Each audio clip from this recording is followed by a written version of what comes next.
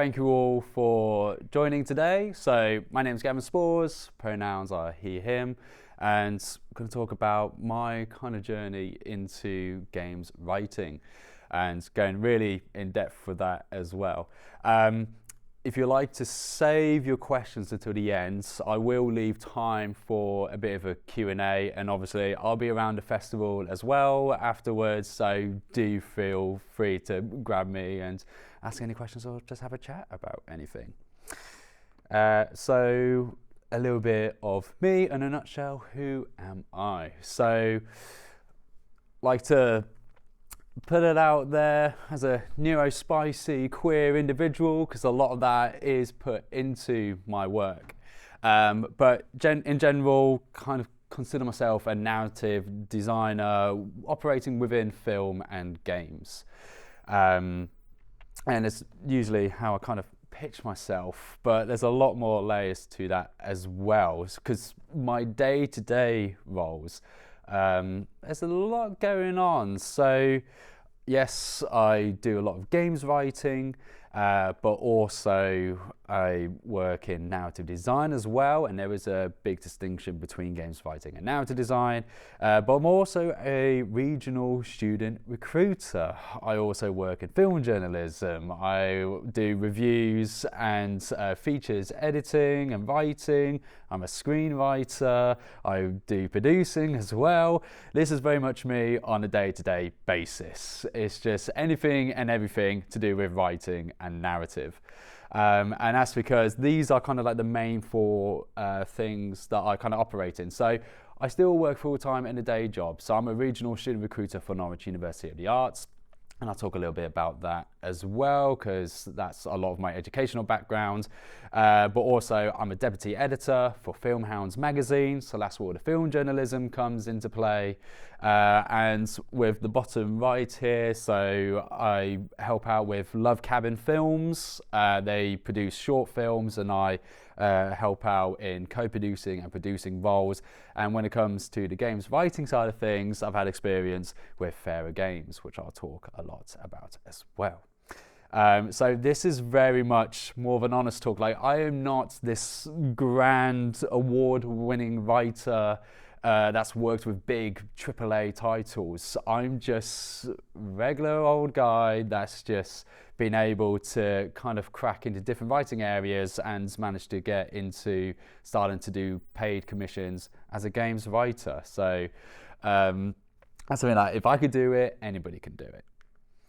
And where it all kind of began, that love for story and film and games. So I'm a 90s kid, and I imagine there might be people who recognise these two titles, but with the film side of things, watching Tarzan as a young kid really got me in love with cinema, and just sitting there in the cinema seats and seeing this big adventure out on a big screen, it just clicked something inside of me.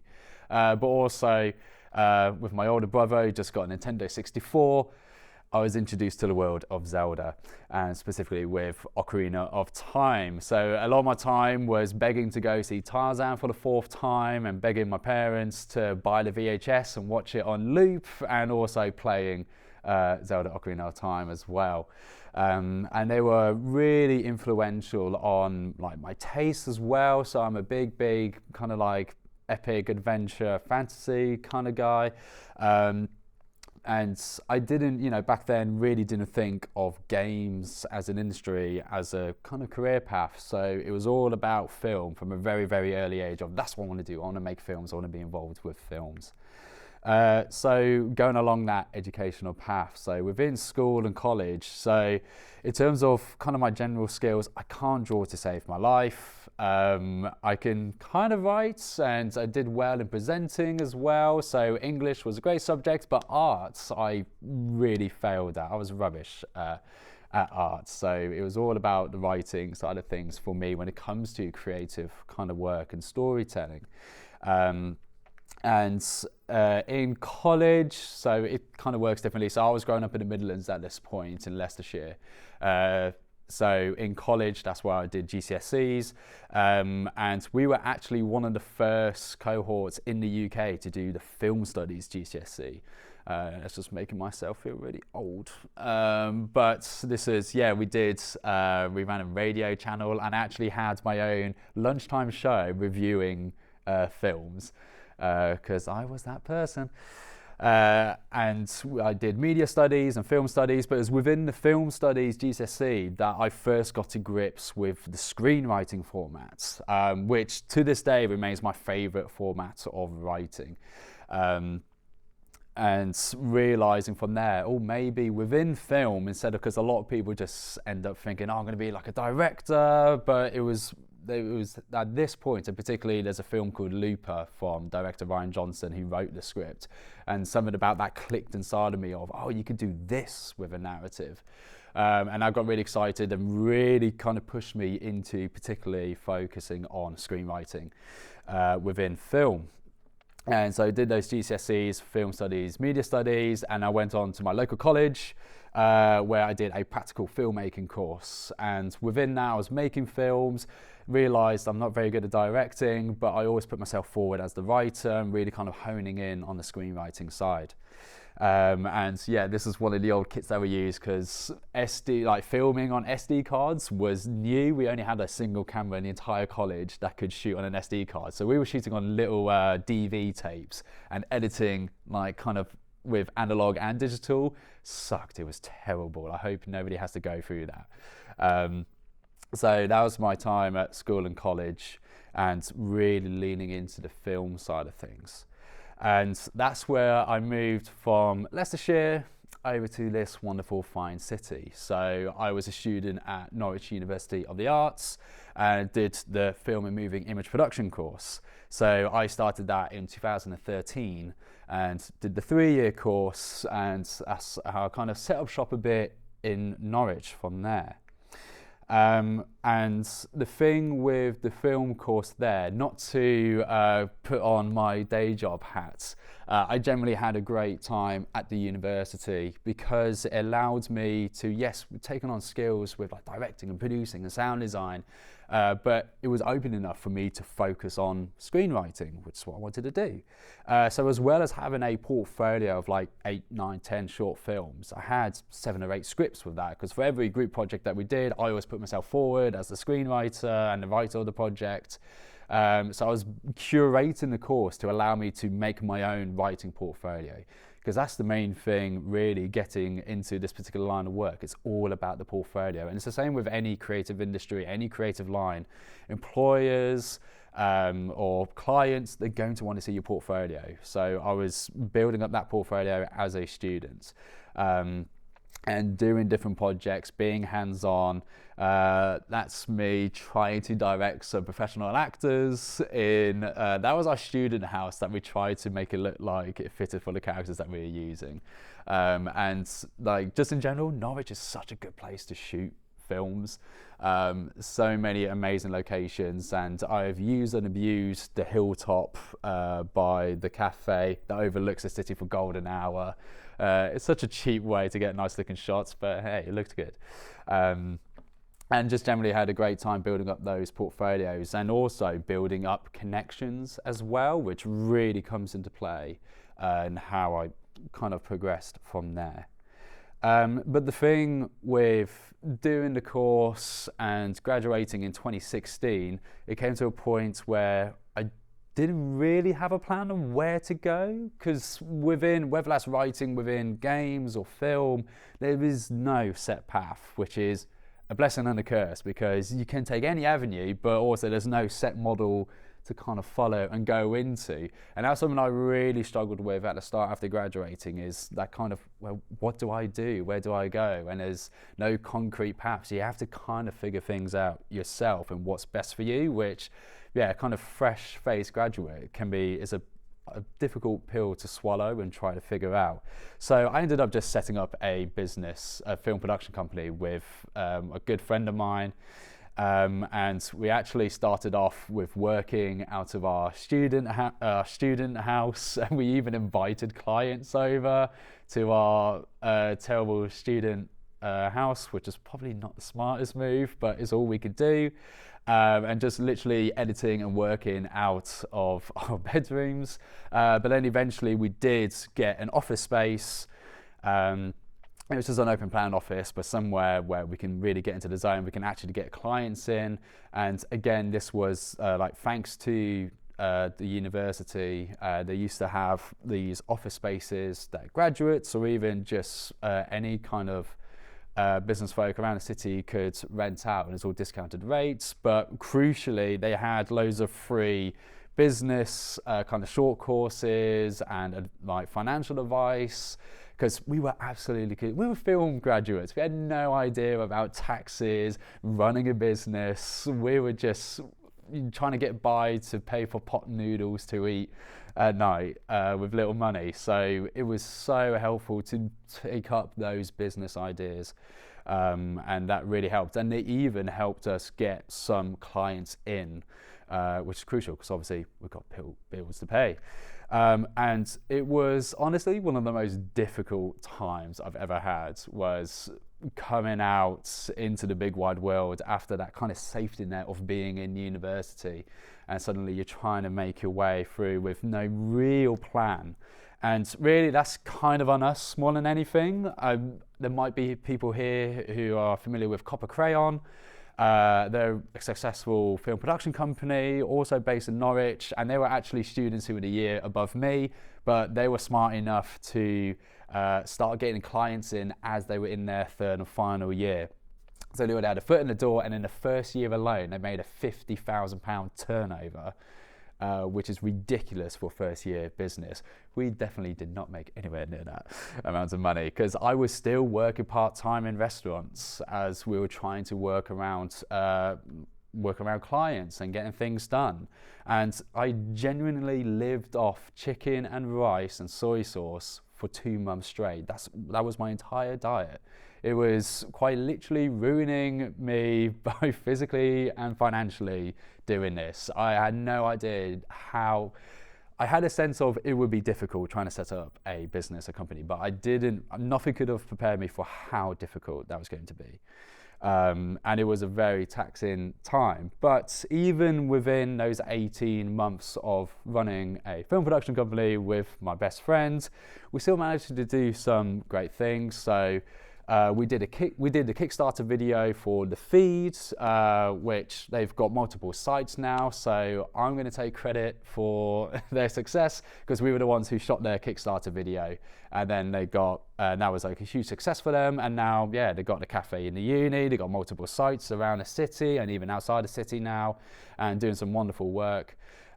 We did a string of videos for Contenders, which is a mixed martial arts circuit. They do a lot of stuff on the Norfolk Showground, and they've expanded to like London and other sites. So we did some promo videos shooting the fighters in training, and we were ringside shooting through the cage, and it was slightly terrifying but exhilarating, getting some knockouts right in front of your face.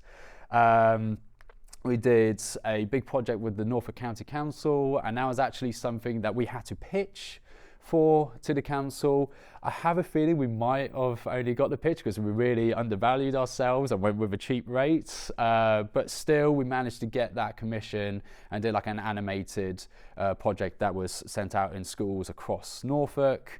And we also did a big promotional video for Betty Passive, which is a local family-run firm that builds these passive houses that are all sustainable, environmentally friendly housing. And they're based in, I keep forgetting, but it's just outside the city, and it's like a big business park. And of course, we did weddings as well, because you're not a filmmaker unless you do a couple weddings. And we did like governmental events as well. So we got by, we did some things, but it just wasn't for me. I was really struggling, living off chicken and rice for months, and trying to balance it out, and just mentally it was just extremely taxing, and I didn't want to commit any further, so I did pull out. But it was a good 18 months in that, we did manage to get some things done I am proud of still to this day. So I ended up going back to studying. What else is there to do when you're really struggling, and just go back into that safety net of education. So in 2017, I started my master's in moving image and sound, and I absolutely loved it. Because again, much like the undergraduate, it was quite open in what you can do. So I exclusively focus on narrative and writing. So I was going real deep with narrative structures and character arcs and playing around with those systems in play. And I was really into existentialism, and I really leaned into sci-fi and fantasy. So I was doing what I was really passionate about. And it was a 1-year course, like full time, and I was back making things again and doing more writing, which I didn't really have the time to do when I was working in restaurants and trying to run a film company. But also games started to come into it a bit as well. So this was the final piece of the course. So wrote like a sci-fi script, shot it around in local places around Norwich. But also, I was really heavily influenced by a game called Hellblade: Senua's Sacrifice. The sequel has just come out like last week or the week before or something. But they use, a lot of the game's made up of binaural audio. So when you wear headphones to play the game, and it replicates sounds as if you were hearing it in real life. So it's really creepy because you can hear voices like whispering to you, and it's really one-to-one. But it's absolutely incredible work. For those who haven't played Hellblade, it's really worth experiencing that. And I wanted to incorporate that into my film. So I was kind of getting that kind of gamified kind of pipelines into filmmaking. And yes, with our like final showcase, everybody showing their films. But again, I was really focused on the writing side. So I had like a little plinth where you could watch the film with the headphones and get creeped out by binaural audio, but also you could read the script, because that was really my emphasis. And using the year to kind of build up more writing skills and learning through making. But again, after that, faced with the question of, what do I do now? There's always that question after you finish a course of where do I go from here? So from that point on, it's again that fact of you got to pay the bill somehow. So I was offered a job by the university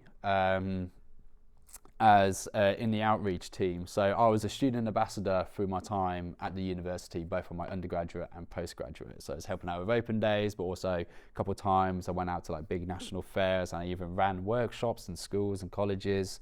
So this was doing it on a full-time basis. It wasn't paid very well, so I also ended up working in One Life Left, which is now St Albion's Cafe, I believe it is, on St Benedict Street. And I was like part of the original crew with One Life Left, doing kids parties with questionable Fortnite cakes. I really hope none of you here made this cake, or has I just heavily offended you?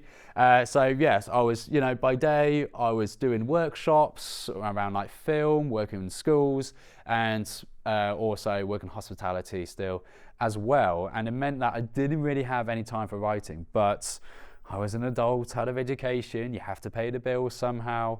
So I was doing that for, I think, around 3 odd months when an opportunity came my way to move to the Netherlands. So seeing someone at the time, and they were moving out doing a master's over in Utrecht, which is just south of Amsterdam. So I was out there. So that would have been the start of 2019. I had no job, I had nothing out there. I just took what little money I saved up from working at the university and in the cafe, and I didn't actually have a place to live. I was just living in my partner's like student room at the time, but it gave me time to not just like play video games and get into writing, but also live a little experience. For those who haven't been over to the Netherlands, Utrecht is an amazing city. It really is just like a big version of Norwich, just with more canals and more water. But I was meeting other like-minded people, other creatives, just generally getting a sense of like the Dutch culture. And also because I'm a big rugby fan, so I was watching the Six Nations and some international pubs and having a laugh with Scottish, Italian, Irish while the games are on. because that's the other thing that's really important as well within any creative means, is you're not going to learn just by doing creative things or just like researching things. You need to get out there, live a little, explore, because that's all going to feed into your work going forward. And just catching up on things like Red Dead Redemption 2 and God of War, and just trying to keep sane in a tiny little room. But with the writing side of things, that's where I was really getting back into writing. But not so much with games, because I still have my film hat on. So I was doing these blog style pieces. There's a platform called Vocal, which is slightly similar to like platforms like Medium, where you could just kind of get blogs out, write what you want. And I was doing these like little mini reviews and different opinion pieces.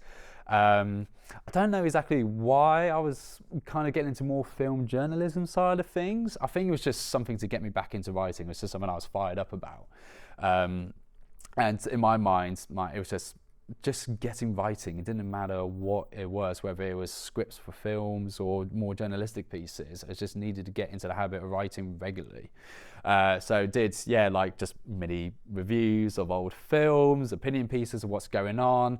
There was the Rotterdam Film Festival, so I managed to go see, I don't know if anybody's familiar, there's a filmmaker called Claire Denis, and she had a sci-fi film called High Life, starring Robert Pattinson, which is a terrifying but amazing film. And I got to see that at the festival with Claire Denis there doing the Q&A, which is amazing. So I did a review of that. And it was because I was doing these pieces. I saw a advertisement out on Twitter, X, whatever you want to call it, to join and become a writer for a site called Flipscreen. And they do film reviews and interviews and just like general like essay, article type pieces. And because I had a few of these pieces in my back pocket, I applied to be one of the writers, and I ended up getting in for that. I didn't last very long out in the Netherlands, because it turns out it does take a toll on you when you don't have much money out there and you're kind of cooped up in this one room for 90% of the time. So my mental health just absolutely deteriorated, and I knew I needed to come back to the UK. So yeah, that was about like March 2020, I want to say. But I was back working in different areas. So thankfully, the university took me back in doing outreach work, and I was working in hospitality as well. It was a little bit tough because I didn't have a place to go back to. So I was living off my friend's floor, working 100-hour weeks, 3 jobs. But I was trying to keep up with Flipscreen, and I ended up doing loads of different pieces. I was doing reviews, interviews. I even had my own kind of like regular series that I did, which was all about analysing screenplays. And if anything, that was just great for me to get in a habit of reading scripts and really getting into terms with what other writers are doing, the different styles, what works, what doesn't work. So I was kind of a double-edged sword of teaching myself how to be better at screenwriting and telling stories, as well as kind of keeping up and getting pieces out for Flipscreen.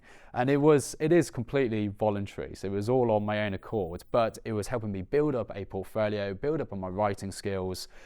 So for me, it was absolutely worth it. And it was worth it when Filmhounds came along. So about that point, so this is probably like November, sorry, not 2020, this would have been 2019. And later in the year, November 2019, at this point, I was finally in a flat with a friend of mine with an actual bed, not a blow-up bed. And I was just working the one job at the university and doing the writing bits in my spare time. So it was a nice balance, starting to get this kind of norm going along. And it wasn't killing me this time, which is fantastic. But what really helped me with getting into Filmhounds was being online and present on Twitter. That really is the home for writers. And I was going out there because I was doing stuff for Flipscreen. I was being introduced to other writers who are going on to do these amazing things. So there's somebody called Sophie Butcher, who's now like one of the prominent team members in Empire magazine, and she started out with Flipscreen, just like me. and it's nice I often get to see her at press screenings and stuff, which is great, and she's doing amazing.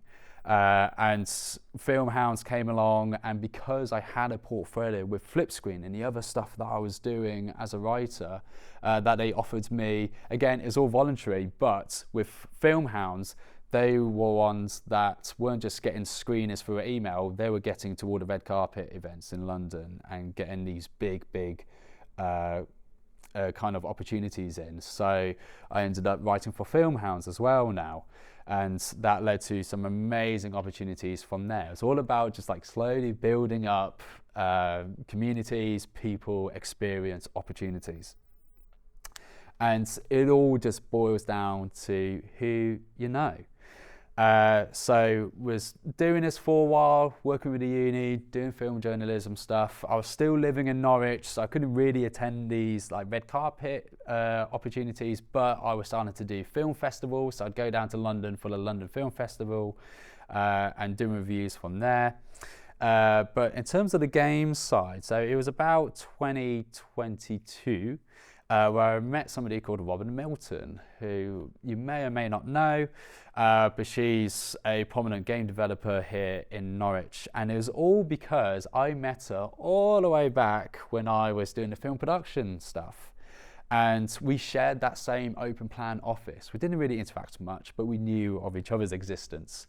And we didn't really keep in contact, but then working for the university and doing workshops and doing outreach stuff in places around Norfolk, I stumbled, our paths crossed again. She was a lecturer at the Access Creative College just down the road, and I ended up doing a workshop for her students, and it was about narrative and screenwriting. And from there, she knew I was into writing and wanted to, and we talked a little bit about games writing and how that could be an opportunity. I didn't really take it seriously, but she approached me that she was setting up the Navi Games mentorship with Games Anglia, and asked if I was interested in taking part and being a mentee and getting an industry mentor. And now it's when it kind of clicked off, oh, maybe I could just slide into games instead. So I did end up signing up with the Navi Games mentorship back in 2022. Unfortunately, it's not running anymore. It seems to be the one and only year that it ran. But I will talk about other mentorship opportunities towards the end. And so with the Navi Games mentorship, I went into there and got assigned a mentor. And for me, it was all about building up that games writing portfolio, because I got all the general skills in terms of like writing dialogue and figuring out character arcs. But in terms of technicalities and formats and thinking about like narrative design within games, I didn't really have a clue. So I was using the mentorship, which lasted, it was a 6-month mentorship. So I was trying to build up a specific games writing portfolio, as well as getting up to speed with just game dev and games writing in general. So I was paired with a guy called Tom Martin, who's an absolutely brilliant guy, and kind of similar to me. He came from a theatre background, ended up working in games. And he does all sorts of things. He lectures at the University of Bedfordshire, although I haven't spoken to him in a while, so that could have changed. But he's doing loads of great like AA projects that he does. So yeah, the aim of doing the aim of the mentorship was building that games writing portfolio and kind of having this crash course in games writing along the way. So the plan to kind of attack that, so there's a prolific games writer called Samantha Webb, and she used to do these monthly newsletters where at the end of the newsletter was like a little mini task for readers to do, and we just followed that. So by the time we started doing the mentorship, there was about 7 or 8 of these tasks. So we just used that as a blueprint because they were all really varied and got you doing loads of different things. So we kind of set out this timeline of, okay, like we'll go through what that prompt or task is. I'll go away, do the task, and he would give me feedback, and then I'd edit it as kind of like a finalized piece, and then we rinse and repeat through the different tasks and did that. So yeah, we met with each other, kind of came out with this template for tackling that, but also we were doing everything through ink. with ink. So that is a specific game engine that's all about text and narrative. So you can, if you're super clever, you can incorporate things like images and sound. And there's ink is, and the Inkle language is designed by a studio called Ink, and they actually make games and they use is mostly built in their own engine, Ink, but they do some things with Unity to kind of really spruce it up. And they have games like there's a recent title called Highlands. Is it a Highlands Song or Highlands Journey? I can't remember. But it's this award-winning game that's using their own tools, which is amazing. So you could do some really clever things with it, but essentially at its core, it's just about being able to write, and it immediately gives you results in making like these text adventure games where there's branching narrative, so being able to have choice and consequence within that. So I was learning how to use Ink and do these tasks as well. So with the briefs itself, so we were doing character biographies. That was the very first task that we did. So getting to grips with just thinking about characters, but not from the perspective of film, from games, which it does have a very different style of writing. I found that with film, you could kind of like be very lyrical with things, but games with writing, character names, character biographies, it's very much being proficient and succinct with your writing and getting to the point and being brash and loud about it. We also did interactive writing with choices, so this is very much like my big first foray into using Ink as a tool. So I did like a small little scene that had some player choice in there, but it all kind of looped back around to the same conclusion, so kind of dipping my toes into choice and consequence and branching narratives. We did audio logs, so again, kind of just highlighting writing skills, but from a very specific angle, and using audio logs to enhance the narrative as well, and even allude to like gameplay mechanics or like hints with puzzles and things like that. Did screenwriting, which is very much my neck of the woods with all my film production backgrounds, but thinking about NPC dialogue, non-playable character dialogue, and also trying to get in some like player choice in there as well. We did item descriptions, again using item descriptions, which may seem really kind of not narrative focused, but using like basic item description to again build on world building and lore and story.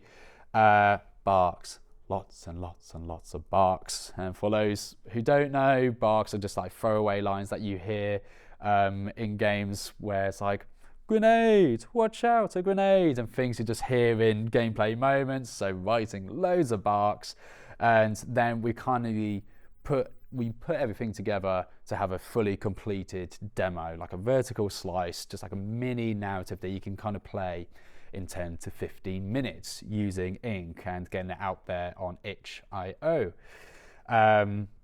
So that's very much how we tackled, and those are the different portfolio pieces that we had together to make this kind of bulky portfolio to try and get out there and get some work. And this is an example of Ink. So it looks really daunting. It certainly terrified me when I first looked at Ink, because there's a little bit of like, it's not so much coding or programming involved, but it's just learning and understanding this particular language, which compared to like Unreal and Unity and Godot, it still terrifies me to this day, but Ink I'm definitely comfortable in. So we have things like just writing. This is the great thing, is that you're getting your narrative, your prose, your dialogue straight into the system, and you're getting immediate results because it splits the screen in two. So this is all like the codey side, and then you get your immediate results to the right, which is amazing. But having like different choices that lead to different scenarios, it looks scary, but just playing around with it for 5-10 minutes is actually not so bad. And Ink is completely free as well, which is great. And it's great. You can use it on Mac and Windows as well. Download it, have a play. You do get more friendly software. I know a lot of people use Twine and Artisy, And they have free versions of those because it's a little bit more visual rather than very word heavy. But I like the word heavy stuff, and just the fact that is very flexible with what you can do with branching narrative. And like I say, if you're really clever and really get to grips with the language, with the system, you can actually incorporate images and sound and all sorts of things, which is kind of where I'm at now, is incorporating those side of things and starting to visualize work within Ink. So after the end of that, having a portfolio together, obviously I need a platform to get out there, so I built a website, which is what I rely on and use to this day. But because I work in all these different areas, it really is kind of like a hub for me for my journalism work, film production work, my outreach work, and of course all the games dev work as well. And the thing that really kind of egged me to go on, because it was a little bit difficult after the doing a mentorship, because it was the same feeling again after doing like courses, is, well, what do I do now? Where do I take that? Having to go back out into this big scary world. It was a little bit daunting going into different Discord channels. That's where I was very much told to take all this work and go and find these different Discord communities and get involved with them. But there are hundreds, if not thousands, of people in different Discord communities, and I didn't really enjoy trying to eke it out there. So I felt a little bit like, I don't really know what I'm doing here. But then, because I posted out my demo on Itch, I did have somebody make this little comment, and it was just something like this, just a random stranger saying that they enjoyed the demo. That really kind of spurred me to go on. And in my mind, if there's at least one person being able to say that they enjoyed, or even if they hated it, at least they got something out of the experience of playing it. Just one reaction, someone to engage with the art, with the story that I'm doing. And it gave me that little bit of confidence. Okay, maybe I can do something with this. Keep going. And that's the thing with anything creative and creative careers. It's a marathon, not a sprint, unless you're really lucky. And like I was saying with like Discord, I was really pushed to go into Discord communities, and there are some really great places. So there's obviously the Norfolk Game Devs, which definitely check out if you are Norwich-based. They've got Game Dev London, London focus, obviously, but actually they've changed now to Game Dev Local, so they're looking to branch out regionally, which is great. There's Into Games, which if you haven't already, absolutely get involved. Into Games are incredible. They're amazing with different talks and workshops, and a lot of time they've got loads of free resources, and they record everything, put out on YouTube, so they're great to get involved in. Multiplay, which is more academic, so it's a lot of like PhD students doing crazy things within games, and Game Anglia, of course. But like I was saying, it was really overwhelming. I was familiar with Discord, but just the fact you've thrown yourself into these already established communities, and there's so many different channels and things going on, and I kind of got lost in it, and it just wasn't for me. You might go into there and be absolutely fine, and I hope it is fine for you. But the big lesson I learned, and I've recently got back into the Discord communities, learn to use the notifications. So I have it completely customized for only letting me know about things in certain channels for certain posts and comments. And now I'm really getting a lot out of the Discord communities now. So learn to use the notifications if it's really overwhelming you. And how I actually ended up getting my first games writing gig, and it was all thanks to Robin. Again, it's all about who you know, but with that, you still need that portfolio to back you up. And it feels like Robin kind of mentored me and set me on this path of, okay, you clearly got the writing skills, but you need to get up to speed with games. So I did the mentorship, and she took a look at my portfolio. So this was towards the end of 2022. And that's where she was clued me in of, okay, I've left Access Creative College, I've set up my own studio, I've got funding, do you want to be involved with a game? And yes, please. So I was commissioned to work on Brewess, which for those who were here yesterday, they had a brand new demo up for that. And also we were here last year as well, which I'll go into a bit more detail. So this was my first writing gig, signed a contract to work as a freelance writer on Brewess. But it's the thing of, yes, it is about who you know, but I definitely wouldn't have got this gig if I didn't have that portfolio, if I didn't have that background to show my skills and knowledge to back me up. And the big thing I learned about being on Brewess, more than anything, is it's more than just writing, particularly because it's an independent project. It's a small studio. There's at maximum, we had like 5 of us working on the game, so it's not a big team at all. So yeah, I was contracted for like 4 months at the start of 2023. And as well as doing like dialogue and like in-game text, I was also doing more narrative design work. So I was actually making some big decisions with the world building, with the character arcs, some of the quests that we're going to be developing.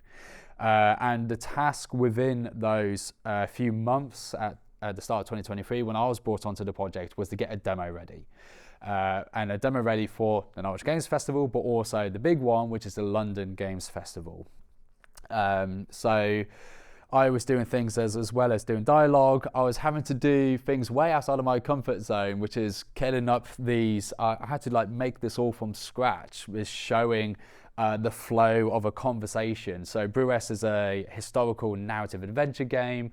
Half of it is you're kind of brewing ales as an alewife with your cat, and running your tavern, and you kind of do mini game stuff with making your beers and your ales, but also a big chunk of it is establishing relationships with people, which is where I was really brought in, and that was a lot of my work with it. And as well as just working in ink and doing kind of my flow, inviting these like branching narrative side of things, I was now working with other people. We had a programmer on board. We had a creative director who was doing all the amazing, by the way, hand-drawn art.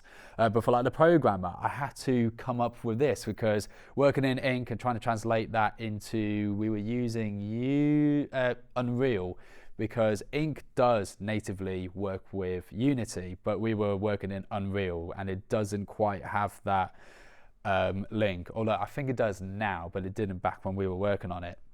So I had to make this whole diagram flow system for the programmer to get it into the engine. But also I was helping out on the stands for the Game Festival last year. So it's way more than writing, particularly in the game development scene. I was doing all sorts of different things. I was writing blogs for the website. I was checking through the pitch decks that we were going to show to publishers. So it was a lot more work, but it was work that I was really interested in and really enjoyed working on.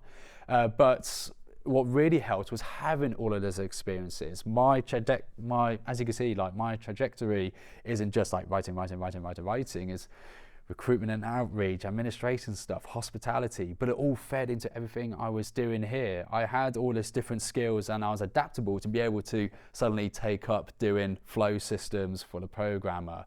I work with the university doing fairs and events and doing workshops. I was more than comfortable running a stand and showing the demos to the public, and that all really helped.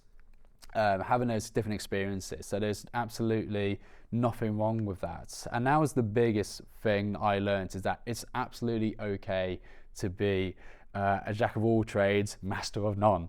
And I only did so well within Brewess, and Robin only valued me so much because I had all of those different experiences. It all led up to it. And the big thing that I really struggled with, kind of navigating through creative careers, is the fact that, maybe I'm splitting myself up too much in doing film journalism, outreach, and games writing and film production, and I was telling myself off for not being focused enough, but actually it all feeds into each other. And it all helped me out. I wouldn't have met Robin if I hadn't done the film production stuff, and it all has just kind of naturally worked out. And yeah, it was all absolutely fine. It's just an excuse to use my favorite GIF of all time. But the varied life experience was fantastic for the opportunities I had, but also just for writing as well, because I've met so many weird and wonderful people in real life doing different things, and that's helped influenced me, with different characters I've written and different stories I've explored. Like working on Brewess in particular, I've definitely included people who I met in the Netherlands, in the pubs over there, watching the Six Nations rugby, and some of those characters have really helped out and I've been able to bring to life within Brewess. So it's really useful for writing and not just for like getting these commissions and experiences. So everything led to a big launch and going public with it. So in April 2023, we announced the launch of the game, got a Steam page, which you can all wish list. That would really help us out. Thank you very much.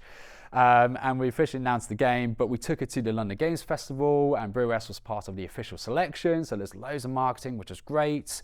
I got invited to loads of different events during the festival, which is amazing, and there's people and contacts that I know and regularly interact with and meet up with because of those experiences with the Games Festival, which is amazing. And just having the game is nowhere near being finished. It's still very much being worked on. But the fact that there's a game being advertised on Steam, that I've had a little hand in it, is still a really amazing moment for myself. And it never gets old seeing that, which is great. So what's kind of happening now? What's been happening since then? So on the journalism side of things, I'm now the deputy editor for Filmhounds magazine. And I've been able to regularly going to the London Film Festival. So yeah, this was a conference for Glass Onion and Knives Out Mystery, and I was literally like 3 feet away from Ryan Johnson, who's like my all-time favorite writer. So I was geeking out a lot with that, and I covered Sundance Film Festival, which is one of the biggest film festivals in the world. And I also covered BFI Flair, which is an LGBTQ plus festival as well, doing press screenings. I was literally at the new Star Wars show, the Acolyte premiere earlier this week, sorry, and going to the premieres for Godzilla, Kong, Furiosa, so checking out all the new films before everybody else, and having a chat with some of the makers as well, which is amazing. I did the Rebel Moon red carpet. So annoyingly didn't get to speak to Zack Snyder, but was right there and got to talk to like Djimon Hounsou and other cast members from the film. Not the most amazing film, but it's an amazing experience being on the red carpet. And I also recently covered the BAFTA TV Awards, so I was interviewing Joe Lycett and other winners from the BAFTAs. And also there's a film out on Sky Cinema called One More Shot, which is like, it seems like a low budgety action film, but it's actually pretty damn good. And I went to the set. I got to visit the set and see them do the filmmaking, interview the cast and crew, and I did some games articles as well for Metro, which was great. And I've also recently been accepted as a member of the Gallica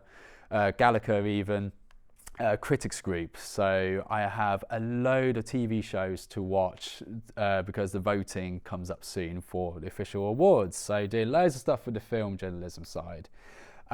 In film productions, so did a couple short films with my friend with Love Cabin Films. Stressfully enough, we shot on actual film stock and not digital, which is absolutely harrowing, because if anything goes wrong, that's it, your production's over.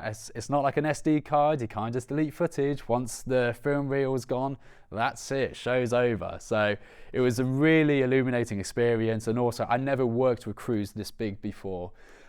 Typically, like back in doing my own production company, that was obviously just me and a friend, and even at university we had like crew members of 6 people. We were working with crews of 20 here. In studios around London and on location, shooting with Aries and shooting on film stock, which, yeah, very stressful, very terrifying, but the footage looks amazing. And I still, to this day, I kind of give advice and do script editing and stuff for friends who are getting like BFI funding for their films. And with the game stuff, so yeah, did the London Games Festival last year with Robin. And again, it was just got so many amazing contacts. And I went over to Develop Brighton which the entire UK game industry goes to, so absolutely worth going down. It does look scary when it's like £500 tickets, but that's just for the big keynote talks. Most people attending Develop Brighton go for the free ticket, and you get to still go for some really great roundtable talks, and just the fact that everybody's there. So you just go around the place, start talking to people. They have a big exhibition area where they got studios like Supermassive Games. I think Playground was there as well, but all the big UK-based studios are there, and a lot of them are actually actively recruiting, so you can get there with your portfolio and get to know the recruiters there, and maybe get some work, get some full-time work there. And I even got a meeting set up with a potential client as well because of my portfolio that I did before. Which that was a really pinch me moment of, okay, I'm doing something right, because I looked at my portfolio that I did before, and that's worked, and that's getting me meetings. So it's another step forward. Also did the Limit Break mentorship. So I did that in late 2023, and my mentor for that was a guy called George Lockett, who is one of the senior writers with Fail Better Games, which are an award-winning narrative-based studio. And that was amazing. I was learning specifically about narrative design. I was confident with games writing. I wanted to learn more about narrative design. So we focused on that, did a couple pieces, but a lot of it was just soaking up information like a sponge. And more recently, I did an advanced storytelling course with Kim McCaskill, who was one of the lead writers on Suicide Squad, Kill the Justice League, and she did a stint on the new Fable game that's coming out with Xbox, and got some amazing feedback from her. That was a really great moment of saying she had no notes for a piece of work. So I was like, okay, well, I'm doing something right. She's telling me that. And with Brewess, it's quietly toiling away in the background. So I haven't worked on it since last year because they're doing more the technical side at the moment. And I'm also developing my own solo project in the meantime. So lots going on there. And even more recently that I've had to chuck in, I was selected as an IG50 winner. So Into Games, they're the ones who did the sprint course with Kim McCaskill and do some amazing training stuff, and they do this award scheme which you can apply for. And the Into Games 50, they recognise in their words, the 50 most employable unemployed people in the games industry. So I've had Playground Games and other industry folk look at my portfolio, my websites. They've advertised it all over their contacts, their networks, their socials. So I've met so many more new people since being announced as a winner. And also get a free spot on a Limit Break mentorship, which I'll be going for again this year. And yeah, just loads of free publicity, which already has been amazing. And this has only been announced in like the last week or so. And it's just another nice thing to put on the website as well. So the things I want you all to kind of take away from this session is networking is so important. Every single paid or unpaid gig that I've got has been through Twitter. Every single one. So it's all about getting out there, meeting people, and yes, like I was saying before, you need that portfolio to back you up, but you need to get yourselves out there, start talking, get that online presence going, go to those events. And writing, get that portfolio together, and you're only going to improve if you start writing. I look back a lot of early work and I absolutely hate it, but I'm getting more confident in like more recent work that I've been doing, because you're only going to improve by getting writing, whether that's like a commission, a big project, or just something small that you're doing in your own time. It's all great. Just get into the habit of writing. And I was speaking to somebody and they were saying the true sign of a writer is that you're forcing yourself to write, and you're writing when you don't want to write. That's the sign of a true writer, which I've definitely been feeling that lately it's been really busy with film journalism stuff, but you know, it's getting into the habit of writing when you can. And go out, explore, have those life experiences, do different jobs, go out, and whether, you know, obviously it's expensive traveling around, but even just local things, go and walk around, go to free events, start meeting people in real life as well, as scary as that can be. But experience different things, because again, it's not going to help it's not just going to help you get different contacts and meet different people, but it's going to inform your writing. It's about, because as a writer, you're going to be getting into the mindsets of different people and people with personalities that aren't like yours. So go out, meet those people. It's going to help you with your writing as well. And understanding that there is absolutely no right path. You can go to 5, 6, 7 different talks from different writers, and they're all going to have completely different career paths and how they got into writing and into games writing. So just go with what's comfortable for you, what you think is best for you, what interests you the most. And but what I can kind of suggest is pick a path that's going to give you the time and energy to keep on writing. So certainly spots in my journey getting to this point where I just did not have the time or the energy to get into writing. So you could help yourself out and pick different paths to help you have time and energy to write. And realizing it's not a race. This was like a hard pill for me to swallow as well, because I keep seeing people who are like fresh out of uni and they go straight into these amazing roles. And I've got only a handful of months before I can get into the Forbes 30 under 30, so I don't think that's going to be happening for me. But it's absolutely not a race. There's so many people in their 40s, 50s who are getting into games writing and swapping careers or just picking it up and getting into it.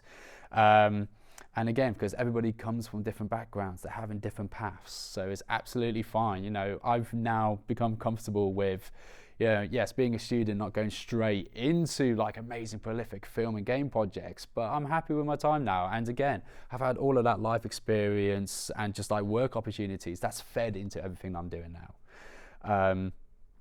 It's absolutely fine. You do you. Just try to keep writing, build up that portfolio, get it out there, be proud of your work, and I'm sure from there it's all going to be fine. And here's some helpful resources with amazing people to follow and get into. So Samantha Webb, she's the one who do like the amazing like newsletters and articles. She doesn't offer out those like prompts at the end anymore, but she still does some really great articles, and she has some amazing resources on her website as well. Giles Armstrong, so he recently worked on Assassin's Creed Mirage.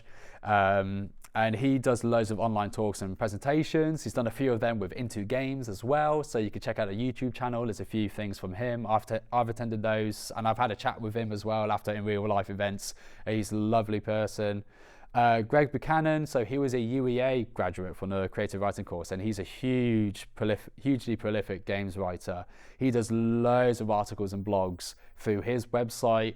He does do these intensive courses, but they're not the cheapest, and they're very much for people who are quite advanced in games writing, and he helps them get to the next level. Emily Short, again, does some like really great articles. They're all there online. Anna, so she's published some really great books, and there's a few more that I need to grab and read through, but she does some really amazing books on getting into games writing. Sarah Longthorne, another UEA graduate, and she did a talk here a few years ago as well. Again, just loads of like talks and articles on the website and out there. They're really great to watch and read. Chella, so I met her at a conference called Adventure X, which is a narrative-focused event. It's only going to be online this year. But there should be something running still this year, which would be good. And she was like the senior narrative designer on the Avatar game that came out. And so she's actually been featured in Polygon and IGN articles and videos because of that. It's amazing what she's doing. Andrew Walsh, so there's the Writers Guild of Great Britain, and he's the official representative for video game writers. I've met him a few times because they do some in real life events, but he also do online talks as well, and he's the one who runs and organizes them. And he's just the most loveliest man. I mean, that's the thing. All of these people, like the games industry folk, are so nice. Because you do hear some horror stories with like, people like heads of departments or studio founders in like the AAA scene, more unsavory characters. But everybody I've met have been just the most loveliest people. So follow them online. I'm very certain they're all on Twitter as well. Twitter's the place to be. And just another big shout out to Robin Milton and the people at Fairer Games. And Robin is very much the ambassador of the gaming scene here in Norwich. So do seek her out, and she's more than happy to have a chat with you. And that's the same with everybody. Introduce yourselves to them. They're so lovely. The worst that will happen is that you won't hear from them just because they're busy doing their amazing things. And just a little picture from Develop Brighton. I met this wonderful chap as well from Supermassive Games. And just a little insight into Develop Brighton. And with networking, so the different places to go to. So Limit Break mentorship. So that's very much for, you need to be a final year graduate at university, or somebody who's just like professionally working to go for a Limit Break. They are closed now for this year, but there was always next year as well, and they have opening and closing ceremonies, which are really great to get involved in. I've met so many contacts just for those events alone. There's the Writers Guild. Go down to Develop Brighton, Adventure X, which again is not running this year, but there might be an online component. And there's Out Making Games for those within the LGBTQ plus community, and they actually do like a free summer party at Rocksteady Studios, which I went to last year, and that was crazy. But obviously for closer here, there's the Norfolk Game Devs and Game Anglia. Norfolk Game Devs do monthly meetups where you can showcase your games, meet other devs, so it's really worth checking out Norfolk Game Devs. And Game Anglia, they sometimes do like game jams, which is something to that's going to really help with portfolios and meeting people as well. I'm a little bit over time, I think, but only like a minute or so. So wrapping up from there. Thank you all very much for letting me ramble on, but I hope that's been useful in some way. This QR code, that just takes you to my website where you can find my details, and you can check out my portfolio as well. So that might help you into figure what kind of tasks you can do for your own portfolio. And just say, do feel free to contact me at any time. If you just want to chat about things or want me to take a look with work or anything, feel free to reach out and contact me, either email or like my website with the QR codes that has all my Twitter and socials and whatnot. But thank you all so much. But is there any questions from anybody at all? Yes. I wanted to ask, when starting to make a portfolio, obviously as someone with kind of no experience or no degree at the moment, would you just kind of put personal projects in there? So stuff you've just written on your own for no particular reason, would that be able to? Yeah, I mean, that's with all the tasks I did, that's also stuff I made up. All the tasks are very kind of open with, a lot of tasks were just like, make some barks and dialogue for an RTS game. And from that, it's just completely free reign. So I was just making stuff up as I go along. It's just, rely on personal projects and use that. That's absolutely fine. Because with games writing, not everybody's going to have like commissions or like shipped games under their belts, and we've got to start from somewhere, right? Just use your personal projects. Just come up with like ideas that you can kind of flesh out into portfolio pieces and do it that way. Absolutely. Is there anything else I can help you out with? Any questions? No, if not, well, I will be hanging around. I mean, I'm probably going to dash off and finally eat some lunch. But other than that, I will be around the festival. So feel free to come up now if you don't want to ask questions out in front of everybody else. But also, do feel free to grab me if you see me floating around playing some games, which I really need to check out. So once again, thank you very much. Enjoy the rest of your day.